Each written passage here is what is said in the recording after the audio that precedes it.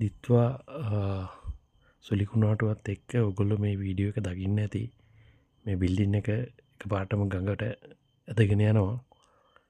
පෙරලෙනවා තින් මේ දැන් ඒක වෙලත් මාසයක් වගේ තාමත් මේක ඒ විදිහෙම බිල්ඩින්නේ කිසිම ආපදාවක් නොවී තියෙනවා